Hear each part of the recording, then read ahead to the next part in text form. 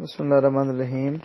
یہ جو آپ کا سوال تھا کہ لوگ ہمیں کہتے ہیں کہ آپ لوگ تو ویسے بدعت کے مخالف ہیں، اور ہم نہیں کہتے۔ رسول اللہ صلی اللہ علیہ وسلم اپنے ہر خطبے کی ابتدا میں یہ بات بیان کیا کرتے تھے، کل بدعۃ ضلالہ وکل ضلالۃ فی النار۔ بدعت جو ہے وہ گمراہی ہے، اور ہر گمراہی جو ہے وہ جہنم کی آگ میں لے کے جانے والی ہے۔ اس پہ پھر آپ نے فرمایا کہ لوگ کہتے ہیں کہ جی آپ لوگ بھی تو بدعت کرتے ہیں، الصلاۃ خیر من النوم جو حضرت عمر نے رائج کروایا اس سے پہلے نہیں تھا۔ تو اس کے جواب میں ہم نے آپ کو سنن نسائی کی حدیث بھیجی، اور یہ حدیث سنن نبی داؤد میں موجود ہے اور دیگر بھی حدیث کی کتابیں میں موجود ہے کہ حضرت ابو محذورہ رضی اللہ تعالی عنہ اذان فجر کہا کرتے تھے، اور نبی صلی اللہ علیہ وسلم کے زمانے میں جب ان کو اذان کے کلمات نبی مکرم صلی اللہ علیہ وسلم نے خود سکھائے ہیں، یعنی کہ ان کے سر مبارک پہ ہاتھ پھیرا اور پھر کلمات سکھائے، اور پھر انہوں نے نبی صلی اللہ علیہ وسلم مینشنائز کیا کہ اگر فجر کی نماز ہو تو اس کے لیے جب تم اذان کہو تو تم کہنا الصلاۃ خیر من النوم، الصلاۃ خیر من النوم۔ ٹھیک ہے جی، اچھا یہ بات مکمل ہو گئی۔ گویا کہ حضرت عمر رضی اللہ تعالیٰ کی طرف منسوب کرنا بھی کسی جاہل کا کام ہے۔ عالم بندہ یہ بات نہیں کر سکتا، جس کے پاس نالج ہے، علم ہے، جس نے حدیث رسول کو پڑھا ہے، وہ نہیں یہ بات کر سکتا۔ اس کا مطلب یہ ہے کہ بالکل بندہ بہرا ہے بیچارہ، دین سے اس کو نالج ہی نہیں ہے۔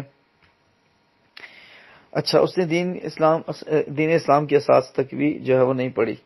اچھا، دوسری بات جو آپ نے کہی غلاف کعبہ والی، تو غلاف کعبہ حضرت اسماعیل علیہ السلام کے زمانے سے شروع ہوا۔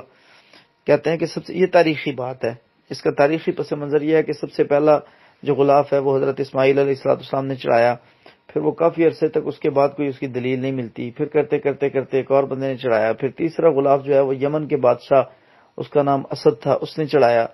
تو اس کے بعد جو ہے وہ مستقل یعنی کہ مختلف مراحل اور موقعوں پہ غلاف چڑھتے رہے۔ نبی صلی اللہ علیہ وسلم کی پیدائش اور ولادت سے 200 سال پہلے بھی غلاف چڑھا۔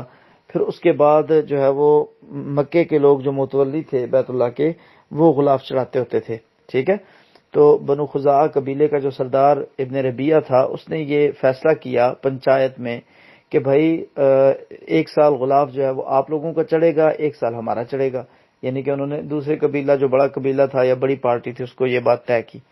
تاریخی روایات سے ملتا ہے کہ اس کے بعد پھر غلاف چڑھتے رہے، ایون کہ نبی صلی اللہ علیہ وسلم کا زمانہ آیا تو اس سے پہلے تک یہ غلاف اتنے تواتر سے لوگ بناتے تھے قبیلوں والے کہ جو اضافی ہوتے تھے وہ اس کے خزانے میں ڈال دیا کرتے تھے، بیت اللہ کے خزانے میں، اور اس کی پھر نیلامی ہوتی تھی اور اس کو بیچا جاتا تھا، اور وہ سارا فنڈ جو ہے وہ بیت اللہ کے حاجیوں پہ، حجاج کرام پہ لگایا جاتا تھا۔ یہ تاریخی روایت ہے، اس کا اسلام سے کوئی تعلق نہیں۔ اسلام کا تعلق اب شروع ہوتا ہے کہ جب نبی صلی اللہ علیہ وسلم نے بیت اللہ فتح کیا سنہ 8 ہجری کو، تو نبی صلی اللہ علیہ وسلم نے اعلان فرمایا کہ اب جو ہے وہ اس پہ مسلمان غلاف چڑھائیں گے، غلاف کعبہ، اور انشاءاللہ آج کے بعد جو ہے مسلمان اس پہ غلاف چڑھایا کریں گے۔ نبی مکرم صلی اللہ علیہ وسلم نے اس پہ غلاف چڑھایا۔ پچھلے سارے غلاف جو ہے، ایک عورت وہ خوشبو کی دھنی دے رہی تھی، وہ چنگاری پڑی تو وہ مشرقوں کے سارے غلاف جل گئے۔ اس کے بعد نبی صلی اللہ علیہ وسلم نے کالے رنگ کی چادر جو ہے وہ اس پہ ڈالی بطور غلاف۔ ٹھیک ہے، پھر غلاف کعبہ کا آغاز ہو گیا۔ اس کے بعد حضرت ابوبکر صدیق رضی اللہ تعالیٰ کے زمانے میں تاریخ ملتی ہے، حضرت عمر رضی اللہ تعالیٰ کے زمانے میں ملتی ہے، حضرت عثمان رضی اللہ تعالیٰ کے زمانے میں ملتی ہے، حضرت امیر معاویہ رضی اللہ تعالیٰ کے زمانے میں ملتی ہے۔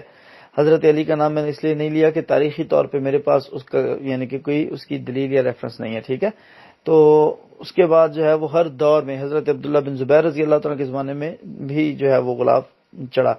اچھا، تو کیا طریقہ ہوتا تھا کہ 10 محرم کو جب حجاج کرام حج کر کے واپس لوٹتے تھے تو پھر جو ہے وہ غلاف تبدیل کیا جاتا تھا بیت اللہ کا۔